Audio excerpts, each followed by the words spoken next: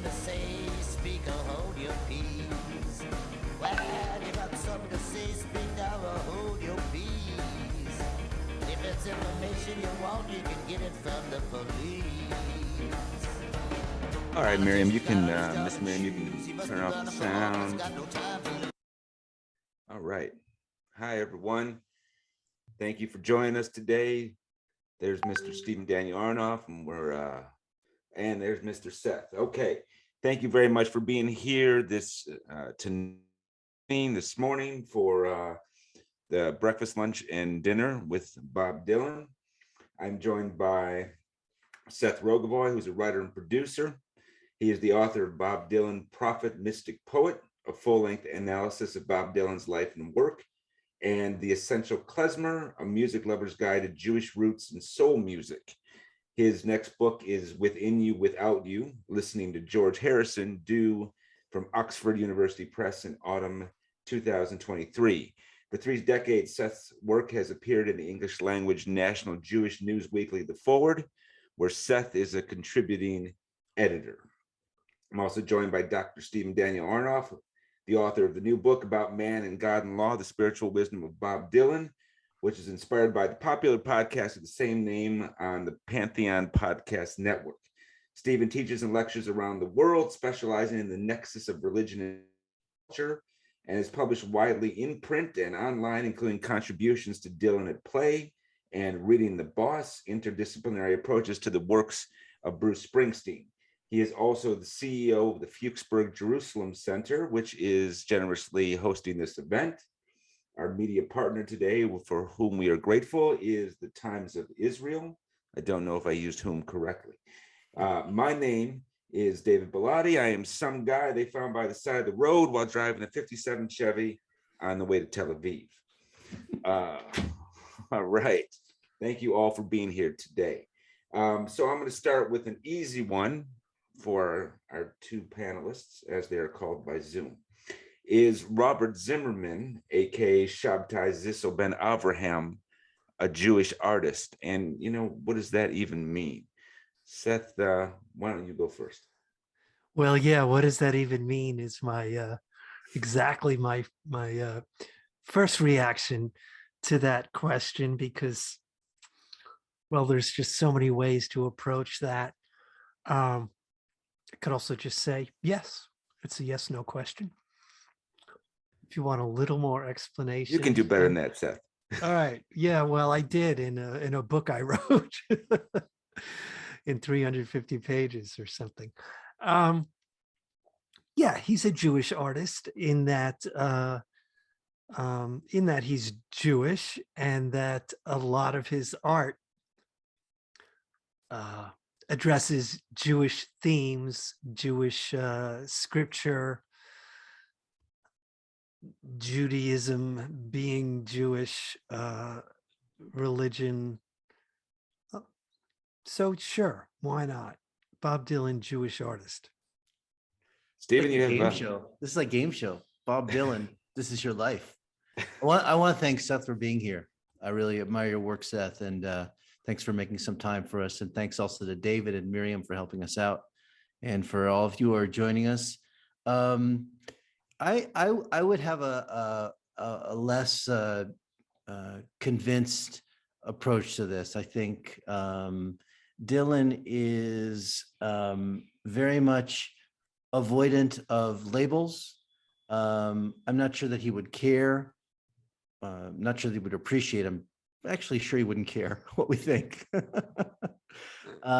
He is restless and hard to pin down.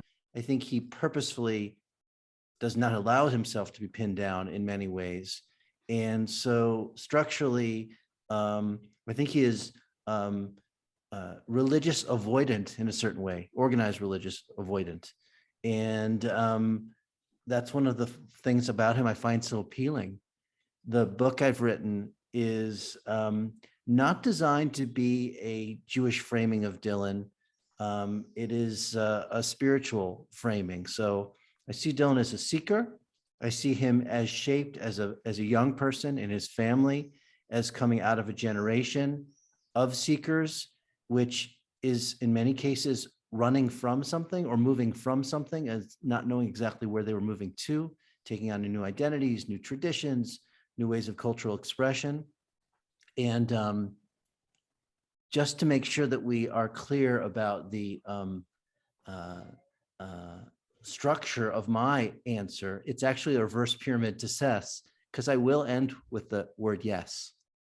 Okay, so I will say yes, because for the reasons that Seth said, and he's done a lot of work on this, and I think it's obvious Dylan comes from a Jewish background, engages in Jewish life in different ways, but his persona as an artist is very much outside the bounds, I think, of what any structurally organized religious tradition would be comfortable with. And that's part of why I like him.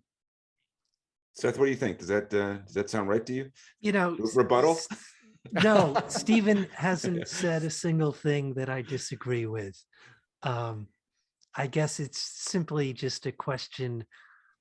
Well, I shouldn't say simply, but I guess it's a question of perspective, really. And semantics also. But as I said, basically, I think Stephen and I are fundamentally, if I can use a four-letter word, in agreement. Good. So let's take it a step further, or maybe higher. Is Mr. Dylan a religious figure? Steve, why don't you take this one? Okay, Seth and I are on a tandem bike, but we're switching who's in front and who's in the back. This is good. Riding down the road. How many tandem bikes must a man ride down before you fall off? I think that he is a religious figure by the way that I would like to define religion, which is a little bit in the way that I tried to describe his specific persona, Jewish, not Jewish. To me, he is a deeply curious person. He's a person who believes in traditions.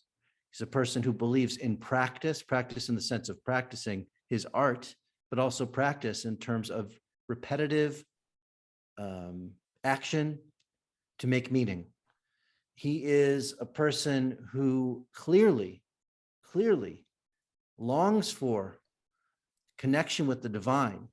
He is speaking about God from the very beginning, not just because of the repertoire that he chooses as the repertoire that he learns from, but all the way through into the present day.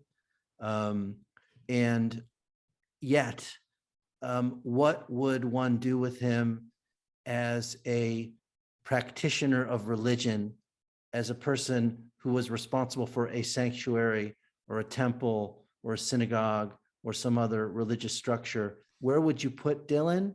That would be harder. Could you use Dylan as a model for a religious practicing person? That might be harder. But in terms of the raw material that seems to have made the seekers, the seers, the prophets of every tradition, Dylan touches on and uses that stuff. Where to put him in the canon, in the pantheon, is a tougher question to answer, but it is blowing in the wind. Ooh, that was... I'm going to edit that out of the recording. That's not allowed. Let's edit that out. Objection. Seth. Once again, I fundamentally agree with almost everything Stephen said, but I will say this: I want to add two things. Dylan is a religious figure in part because the world has made him such. Because I'm not saying all his listeners by any stretch, I'm not saying even the majority of his fans, but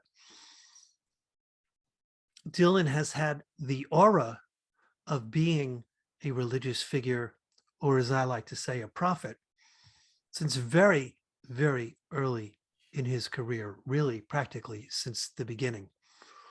And as we said earlier, his songs, I believe, not entirely, but certainly in large part, deal with religious topics.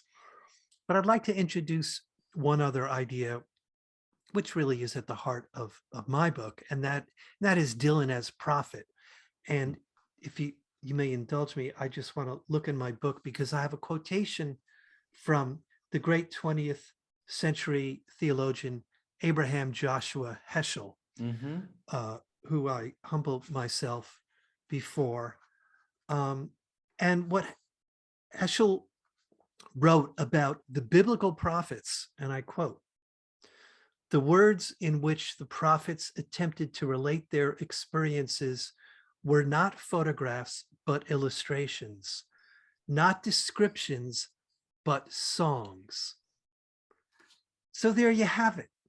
Basically, Heschel, by Heschel's definition of a prophet, Bob Dylan certainly is of that tradition, at the very least. Seth, I hear what you're saying. You said, part of the thing I think I heard is that, the audience elevated him in such a way. Paul Simon said every generation throws a hero up the pop charts. But this is what I would ask, I guess, in follow up. Do you think Dylan was trying for it? Was he making an effort to do that, even surreptitiously, for lack of a better word? No, I'll say this. I certainly wouldn't say yes to that. I'm not sure I would say no, but I will say that when I feel strongly that when talking about any artist, any creative person, what they think of their own work, how they would turn themselves, only goes so far, and usually not very far at all. The Bob Dylan we know, as much as we know, and what is amazing is how little we know about this man, who's literally hundreds of books have been written, who has given interviews throughout his lifetime. We know nothing about Bob Dylan, really, what he thinks, what his intentions are. We can only grasp at these things by the evidence of the very few biographical facts that we have, and there are very few of those, and by his work, by his songs, by his artwork, his painting, his sculpture, by his films. But even that, what is it to know him through that? So I don't think that he had a conscious intention. However, I'll end with this, and then I'll be eager to hear what Stephen has to say. I'll end with this because I know Stephen kind of picks up 60 years later from what I'm about to say. So in 1962 or 63, 60 years ago, Bob Dylan wrote a song called "Long Time Ago," in which he sings, "I ain't no prophet and I ain't no prophet's son," which is practically a word for word quotation from the prophet Amos, in which Amos says exactly that same thing. And I find that fascinating, that before Dylan, before anybody's even thinking of him in terms of being a prophet. I mean, he wrote this song, I believe, around the same time he wrote "Blowin' in the Wind," but I don't think it was even recorded yet. Certainly wasn't put out.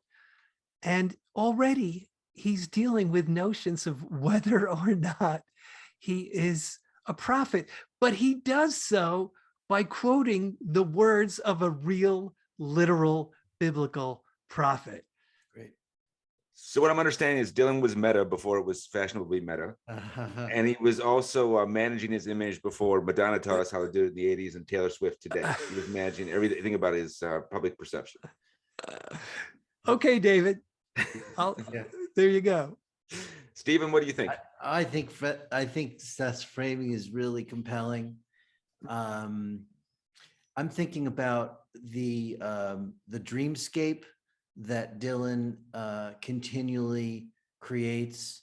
That dreams are such an important part of his vocabulary, and thinking about his experience of the world, and sometimes even how he experiences truth. Some combination of truth and confusion. It's in the dreams, his descriptions of dreams and daydreaming. And to that end, there is, and Seth said this eloquently, I'll just maybe provide an additional frame to this concept of Dylan's expression, or what we know about Dylan, what we know about his persona. So it's almost as if he is very much consciously at remove from himself. He doesn't actually believe in a self. He believes in many selves. And in that sense, he is very much kind of describing these dream states of creativity with core practices that he sticks to. He talks about the lexicon of the songs which ground him. They are for him his prayer book. He just says that very explicitly. He talks about and writes about reading and books and literature as being grounded. He certainly talks about the Bible. There are lots of different ways that he gets grounded, but I think of Dylan, and maybe this is another way of bringing a great Jewish text to bear on thinking about Dylan. I would actually bring the Haggadah, the Passover Haggadah, which some of us just spent some time with not so long ago. There's this idea that you really haven't lived or participated or even been part of the tradition unless you have been ki'ilu, as if you came out of Egypt. Ki'ilu, which in Hebrew means pretend, as if you were. And I think part of the magic of Dylan, the frustration for some, but for me, it's the magic, is that everything is ki'ilu. He is making it up. He made up himself. There is no Bob Dylan. He said that many times. There's no Bob Dylan, but if there was, somebody should have made one up, right? And the power of the imagination. Imagination seems to have a much wider scope of influence. The dream is bigger than the reality. And yet, without the reality, you can't make the dream. And that kind of frustrating parallelism of what is he actually saying? Is he saying it's a dream or it's reality? Well, he's saying it's both. And the scale of what's more important sort of shifts with time. That makes him a mystical kind of prophet, maybe. And I know Seth has written about Dylan as a mystic as well, right? Mystic and a prophet. I'm missing the third phrase from the title of the book. Which is Poet. Poet. Thank you. The book is sitting right over here on my bookshelf, as I showed you earlier during the warm up. So there it is. Dream, and reality. Where they intersect is where the music comes from in some ways. And the music is, to me, of deep spiritual import, because that's what moves it. This is really good stuff. I could listen to you guys talk all day about this. This is really fascinating. We promise not to make you do that, though. We do promise not to make you listen all day. Just for a format question for the people joining us, we're going to go for about another 25 minutes or so. I see you putting questions in the chat. Thank you. Please keep adding them. Hopefully we'll have 15 minutes at the end to grab a selection of them. So please feel free to add, and we'll get to those last few minutes of this conversation. Let's try not to make people angry here. We're going to go with the question, which is sort of touched on in your book, Stephen, about Madden, God, and Law, which you will all go buy on Amazon afterwards, along with Seth's book, and have a lovely weekend of reading. Here's the question. Is rock and roll a new religion? And, as we sort of talked about Dylan as a religious figure, but Stephen, you sort of suggest in your book that in the absence of, or the decline in engagement in organized religion, rock and roll and pop culture maybe more largely has taken some of that place. I see it that way. I think one could talk about sports in that way. I think there are quite a few enterprises, vistas, where the religious impulse or sensibility gets expressed with a lot of the fundamental parts, practice, tradition, community, seeking. There's a lot of different pieces being part of something greater than oneself. I do think that as a barometer for what was important to people of a certain age, class, race in some sense, I think, though I wouldn't be too binary about that. Rock and roll provided a vehicle that either ran parallel to or replaced what religion might have done in their lives otherwise. And once it came to scale, I do see rock and roll as a kind of liberation movement.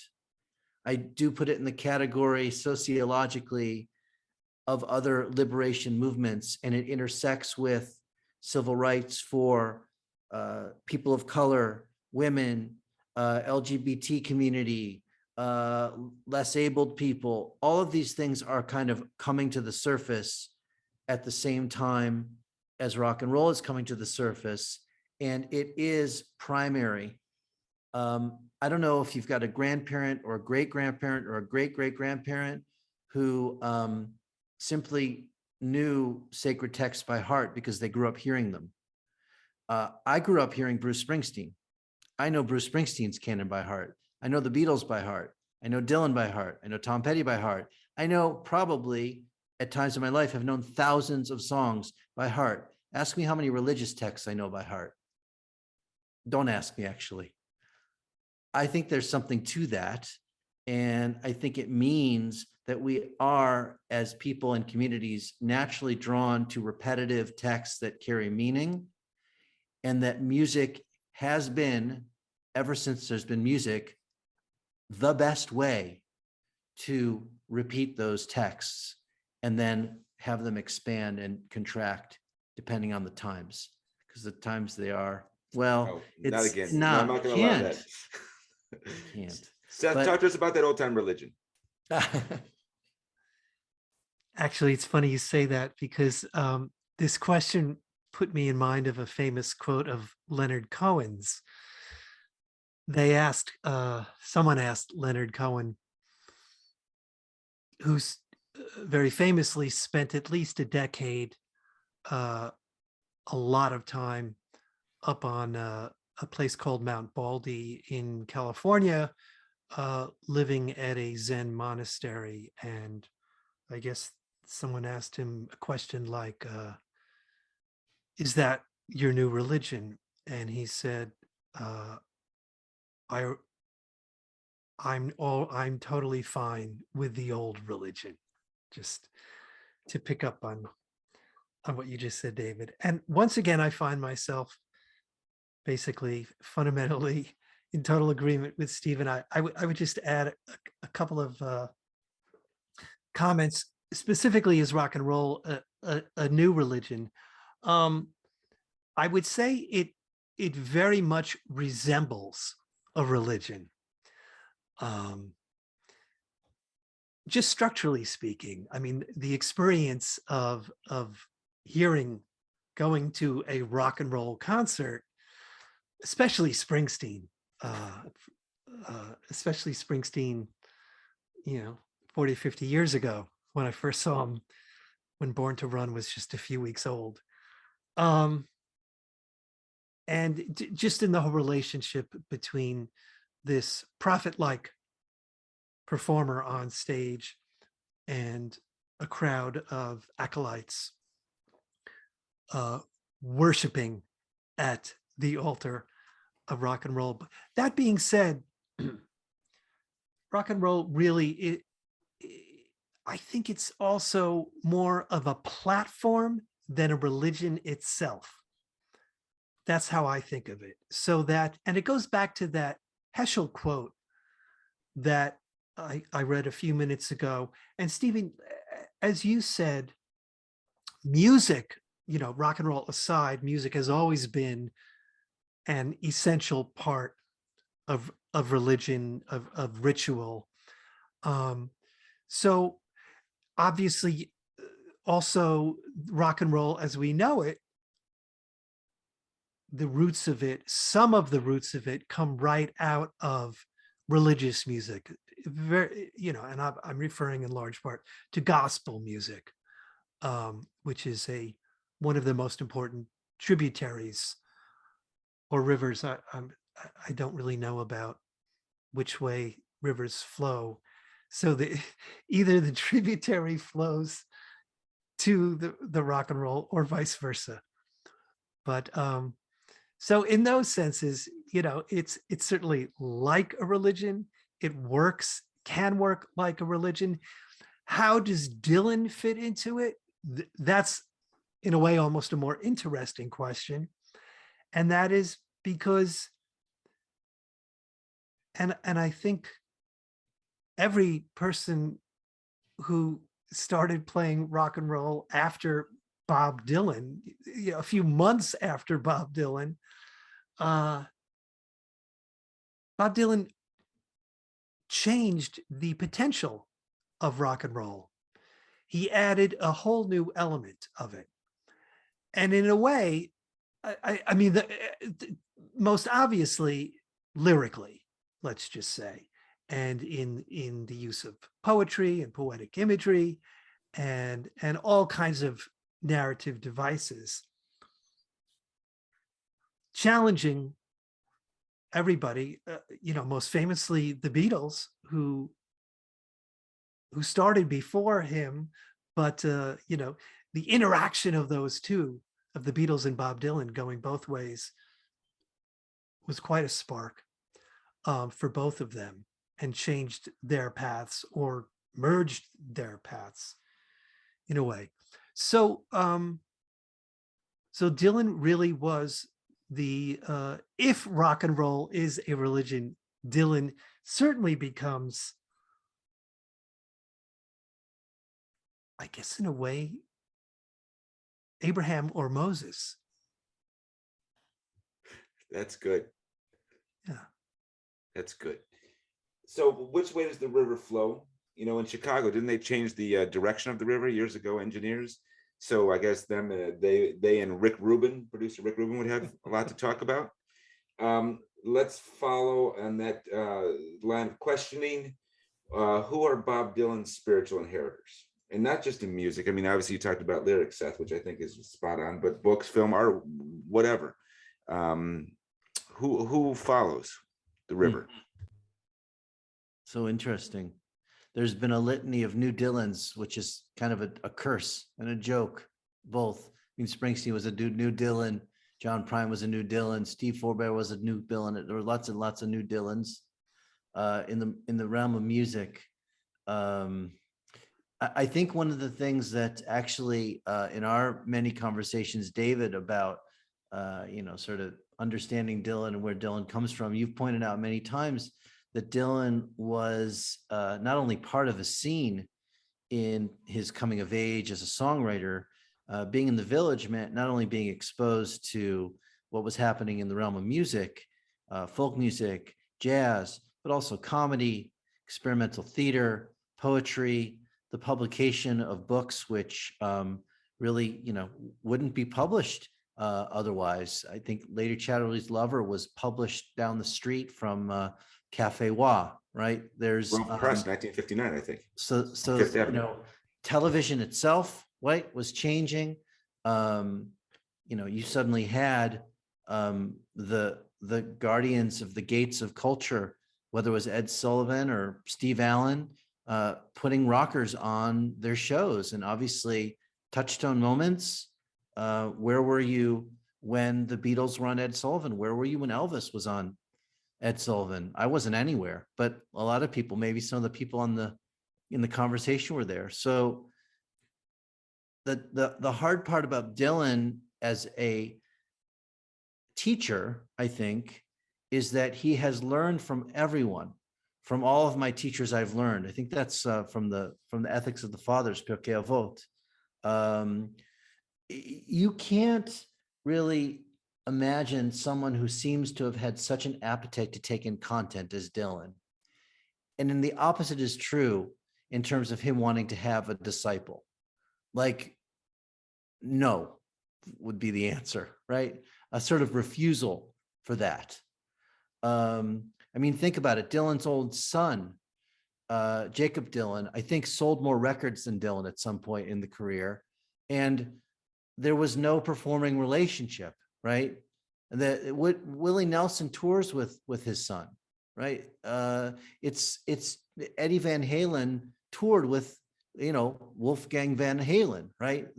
There's plenty of precedents for kids and their parents to play together. So Come on, Julian Lennon always gets left off this list. Yeah, right. Right. So just in short, because it's easy to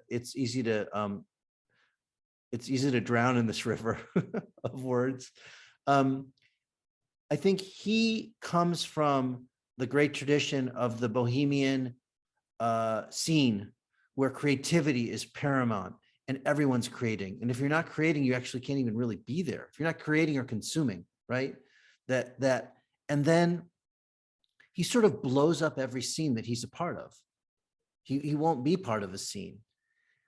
If I had to pick one thing, and on the podcast that I host, the next episode, I'm going to be speaking with Scott Wormuth, who's done this incredible work on Dylan as a reader and a collector of texts. To listen and read, like anyone who's listening and reading because Dylan has showed them listening and reading is where it's at, that's being a disciple of Dylan in some sense. And that brings me to the tweet heard around the world when Dylan released the song Murder Most Foul, sort of at one of the heights of COVID, where amongst other things, he said, be observant.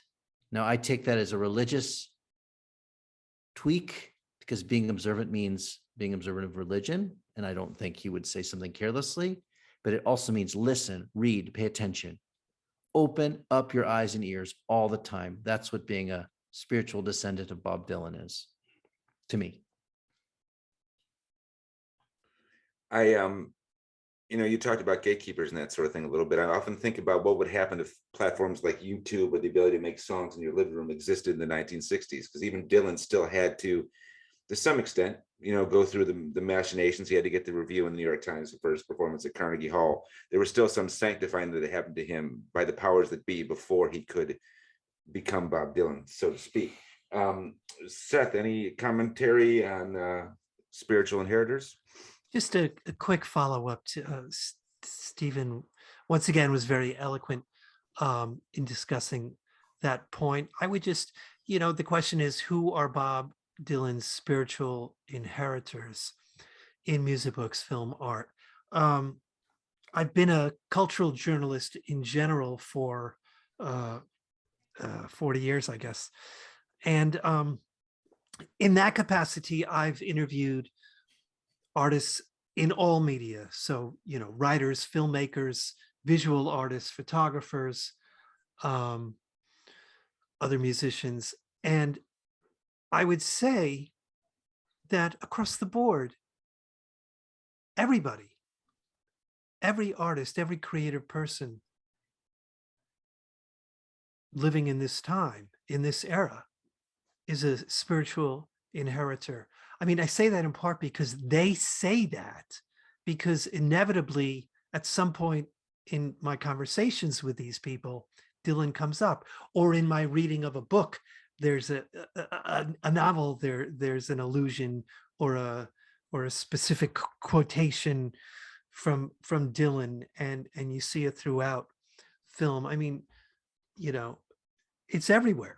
Bob Dylan's work has penetrated and permeated the entire culture. So like it or not, purposely or not, everyone, again, because he's Abraham and or Moses. So we're all spiritual inheritors of Bob Dylan. I think we've also possibly gotten to a place where newer generations don't even realize it. I'm thinking of, I hear a punk song from an 18-year-old and they said, well, I got that from Blink 182. And I'm thinking, well, they got that from the Ramones. So, well, I mean, ask anybody whose song is Make You Feel My Love, and everybody says and thinks, and understandably so. I mean, I don't mean to poke fun at people, but that's an Adele song, right? Yeah. But of course, it's a Bob Dylan song. People are always surprised when I mention that. Right. It seems incongruous. All right, so we got about 10 minutes or so. A reminder to people, put some questions in the Q&A. There's a few good ones in there already. I'm going to surprise Seth and Stephen with. You guys spent a lot of time thinking about Bob Dylan, obviously. Seth, what do we misunderstand about Bob Dylan? Everything. Explain, please. In 2.5 minutes, explain. Yeah. Stephen? I would say, well, sorry. We misunderstand that there is something to be understood, as opposed to being apprehended, as opposed to be absorbed in, as opposed to be listened to. We misunderstand everything that Dylan has ever said, because, as Stephen pointed out earlier, because there is no Bob Dylan. And if there's no Bob Dylan, then the things that this so-called Bob Dylan says are not things that Bob Dylan has said. And I don't mean this to be facetious or I think if you accept the fact that ultimately Dylan is a mystical figure himself, as some Jews approach God from a mystical point of view, then that helps you understand. Yeah. It helps you accept the inability to understand, but that the approach, the yearning, the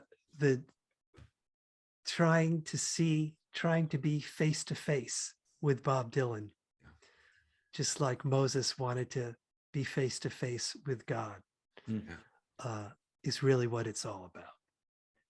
I feel like we wandered into and David, in films that are my two favorite Dylan films are I'm Not There and Masked and Anonymous. Yeah. And, I do think I've learned so much from Greil Marcus in my thinking about Dylan. And one of the things that I think he highlighted, not just as a student of rock and roll, but someone really is immersed in the study of America and American culture. Dylan is that straight-faced character from the plains, from the West, from the North Country, who doesn't register an expression on his face. He is expressionless. He is, asking you about the weather when he's actually asking you, is Armageddon coming? And so I think that there is a type of personality in the world who says a lie, and I'm not saying he's lying, but says something to you straight-faced, so convincingly that they could tell you that your pants are on fire and say it such a straight face. Even if your pants are on fire, you won't believe them. Like, there's something about this telling us to our face. He says, I'm a song and dance man. The songs don't mean anything. I never listen to the songs after I record them. I'm not interested in what they mean. No one knows what they mean. I don't know what they mean. I don't care what they mean. He says the same thing for 60 years. And we're like, come on, tell us what you really think. And he's like, well, you can't get in there. It's amazing. I feel like we wandered into the Jorge Luis Borges portion of the conversation a few minutes ago. I didn't know there was going to be one. That's exciting. That was exciting. I didn't put that in the notes. Okay, we got to move it along here. Steve, I'll throw this one to you. Seth, you might have also some commentary. You have a few minutes alone with Dylan, and you caught him in a generous mood. I'm reminded of this episode of The Simpsons when Homer's taken by the problematic character Apu to the top of the mountain, and he has 3 questions, and he says, "Are you the guru? Yes. Really? Yes. No. Really? Yes." And then he has to leave. What do you ask Dylan if you have a chance to talk to him and he's actually going to give you some kind of answer? Stephen, what do you want to know? I would be so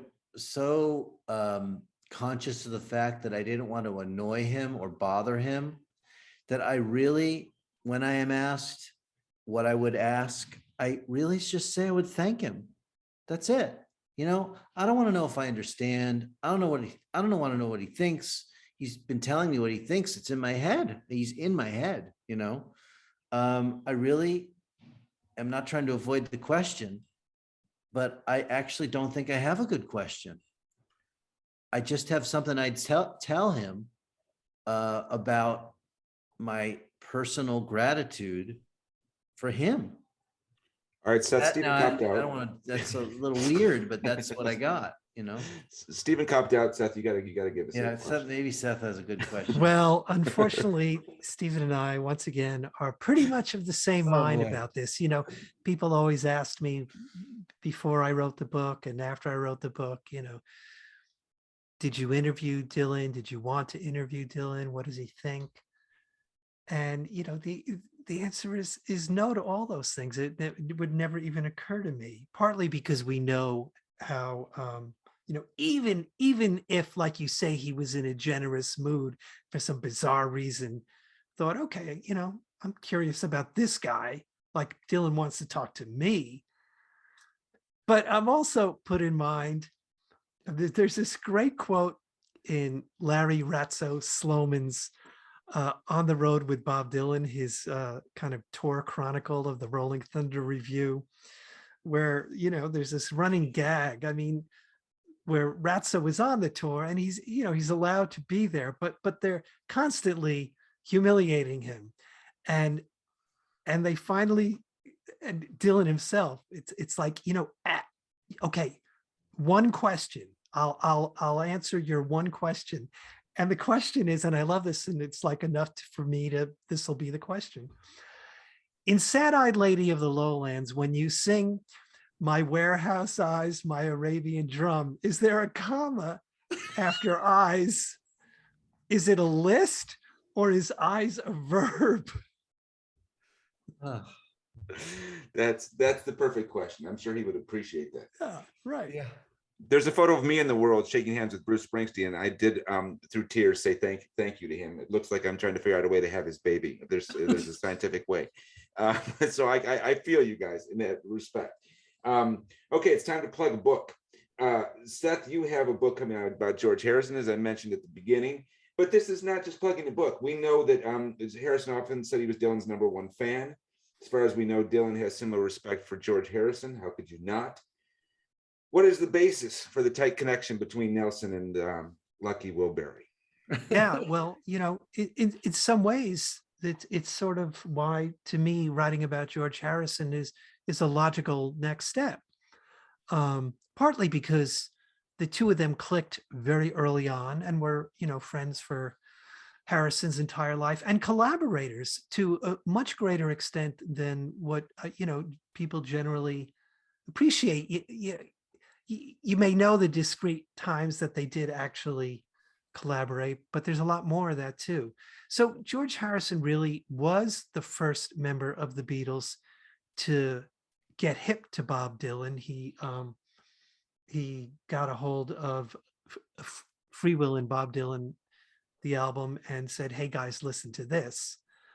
You know, there was this sort of attempt between Dylan and John Lennon to maybe become friends because they were the two intellectuals, but for lots of different reasons. And I think it's no big secret that John Lennon was somewhat intimidated by, or was it, you know, their personalities did not allow them to become friends. Whereas George did, in a way, worship Bob Dylan for his songwriting. He knew Bob Dylan the way Stephen and I knew Bob Dylan. I mean, he would, you go back and watch the interviews with him on YouTube, and he's always quoting Dylan, you know, as Bob Dylan said, and on and on and on. So, you know, George went to Woodstock and hung out with Dylan in the band, and it had a great influence both on the latter day Beatles. You can see it and hear it in the the recent Get Back movie. You certainly see it on George's fantastic, really debut solo album, All Things Must Pass, where there's a co-write and there's a cover of If Not For You. It goes on, and of course, through to and including the Traveling Wilburys, which, there's this great story going around recently that, Traveling Wilburys, for those who don't know, was Dylan, George Harrison, Tom Petty, Roy Orbison, and Jeff Lynne. And so they're all sitting around playing, writing songs, and George gets up to leave the room to get a drink or to do something. And Dylan leans over to Tom Petty and he says, he used to be in the Beatles. As if, right? All right. I love that story. I came from Rick Rubin, I think, right? We'll mention him a second time. Okay, so I'm gonna do a little housekeeping here. This is the question and answer portion here.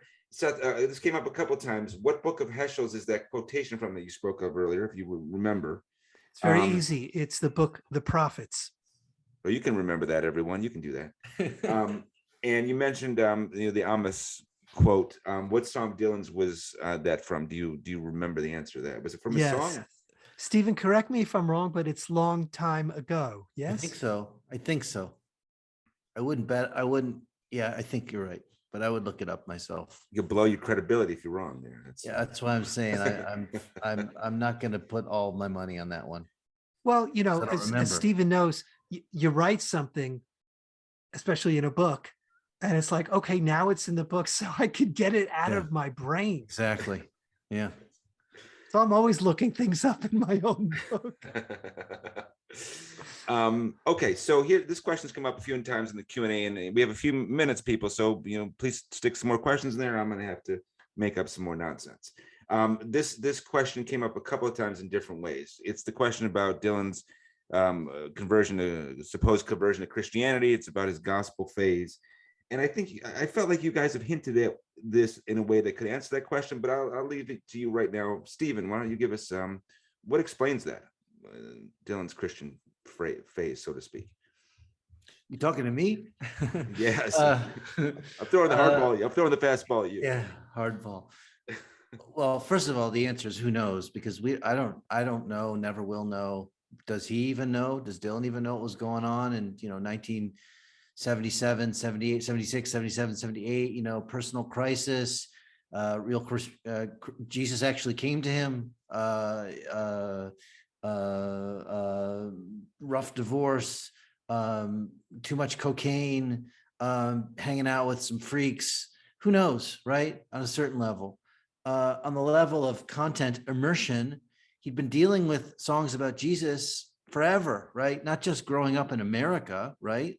But because of the tributaries, as Seth said, or rivers, whether it's gospel, but that's also true of so-called country music, the blues, every music in some sense, I think, comes from some sacramental tradition in certain ways. Even a folk tradition is a sacrament of events or explaining mythologically things that happened, a crime, whatever it is. There's some concretization of something. So he's got that in the system naturally to try it on, right? I don't know that I have a better answer than the one that apparently Leonard Cohen gave, or response, when he was told by Jennifer Warnes, who was at the time, I think, his partner and musical partner and romantic partner, and she came in, I don't know, hot off the presses, Dylan's gone born again Christian, right? And I guess Leonard Cohen said, Bob, but why now? So I can't understand it without thinking of my own or other people who are close to me, crises of faith, moments of losing touch with one's grounding, and religion can just be this overwhelming force to enter in and provide um, a way of holding the pieces together and reassembling oneself and leaning into that. It makes sense for a seeker and someone who has proven time and time again in the rumors and gossips that we know and the photographs that have been taken, as Seth said, we know very little. When he chooses public religion, when he chooses religion that's captured publicly, rather, he chooses fundamentalist religions. He chose evangelical Christianity, the hard edge of it, and he chose Chabad, Lubavitch, which, you know, I have a lot of appreciation for, but it is a fundamentalist approach theologically and ritually, as open and welcoming as it is. So it's an unanswered question, but he's just like us. He doesn't know everything either.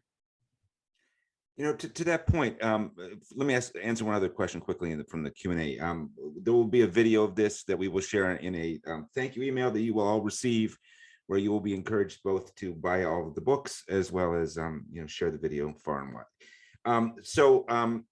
There's been a few questions about Dylan's personal life in the, you know, to some extent in the questions. Seth, you've alluded to this. That we can't know him. You know, there's no way you two could answer specific questions about Dylan's personal life. I don't think anyone knows, not even Dylan, as we've said.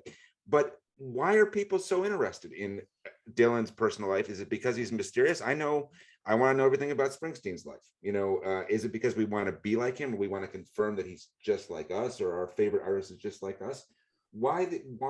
And I don't use obsession as a pejorative, because I share some of the same qualities about the artist I love. Why are we obsessed with knowing about our celebrities, knowing about Dylan specifically? Seth, you want to take a crack? Well, you know, you just used the word celebrity, and that's where my mind was going. It's just a natural thing that our culture worships celebrities and wants to know about who the celebrities are. And, you know, it's become something of an art form in itself for celebrities to manage what people know about them and what don't. Dylan, I think, has always, his approach from day one was to dissemble and to be private, especially for the sake of his family, his birth family, his relatives, and then of his own family and children. And I suppose, being the enigmatic figure that he is, and you know, early on with all the kinds of myths and stories that he told about himself, which were not meant to be purposely deceptive. I mean, they were patently absurd, and he was just telling a yarn in that great American tradition. And I think most people probably knew that, but, you know, to this very day, you know, Dylan lied about running away from home 5 times by the age of 12 and, you know, running off with the circus. And he didn't lie. You know, he was giving entertaining answers to boring questions. He's going to be put his music in lingerie commercials. Didn't he say that once? And then he did. And then he did it. And then he did it. So, you know, on the one hand, did he plan that, or was that just a coincidence? Oh, when he signed off with Victoria's Secret, did he remember that? Well, of course we don't know, but sure. I don't think you can say it's coincidence either. Yeah, right. I think Dylan's team, you know, led by Jeff Rosen, who's been his most long-standing management, they're the archivists. They know all of it, right? And there are inside jokes all the time. And, you know, from the people I know who have worked with Dylan, there's a lot of just humor and taking the piss out of people. I mean, that's a big part of it. It is making fun of people in some light way or a harsh way. So, you know, I think one little bit here, when we think about what we want to know about the celebrities, I talk a lot about Rolling Stone magazine, which gets its name from Like a Rolling Stone, and is the Bible, the myth-making Bible of rock and roll. It is the place where we hear the creation stories of how the first time that they heard Elvis or the first time they heard Dylan or Pete Townshend's Vision, right? It doesn't shy away from making myth. Jan Wenner, who published Rolling Stone, also published Us magazine. They're just like us, which big thing is showing celebrities, without makeup or overweight or, asleep in an armchair, so it's like this same publisher who was very much about making myth. And if you think back to the Rolling Stone covers of the 80s, suddenly it was always movie stars. It was Jack Nicholson. It was Tom Cruise. Like myth making shifted from rock and roll myth to Hollywood myth. That became the dominant form. And the flip side of that is wanting to see them quote unquote ugly, tired, off kilter. And that reminds me of the gods, the myths of the gods or figures, the cracked visage of mythic figures. And that is kind of the Janus part of our culture also, the two-faced part of our culture. We want myths and we want to bring them down to the ground. And, we're restless about that. But if we take either too seriously, we're missing the point. We got about 2 minutes here. I'm going to take Rachel's question for the last one, which may be the hardest question of all. When I listen to Bob Dylan, I listen to him most days. I haven't picked a song from before 2000 in probably years. All of the songs that I pick to listen to are after. What is your favorite Dylan song? It's not exactly the question, but I think that's what she was getting to. And I know it changes every day, but you have to answer off the top of your head. What is your favorite Dylan song? Seth, you go first. Idiot Wind. That's a good one. The sound of my parents fighting, right? Is that what Jacob said? Yeah. It's just such a brilliant song from, the personal to the universal, to the political, to capturing that moment in America, that cultural, political moment of Watergate and Nixon and, the beginning really of what we're seeing, the ultimate fulfillment of now. Yeah. Probably market right then. That's where it started. Stephen? And Dylan knew that. And, as I've written several times, the phrase idiot wind is a Talmudic phrase in Aramaic, ruach shtus, the wind of idiocy, the breath of idiocy. It's a wonder that you still know how to breathe. Wow. I didn't know that. And it's blown in the wind too. Like it's the reversal, right? Exactly. Yeah. My choice changed 7 times just now. As it should. Yeah. I went from Shelter to my first one was Shelter from the Storm. Same record. Yeah.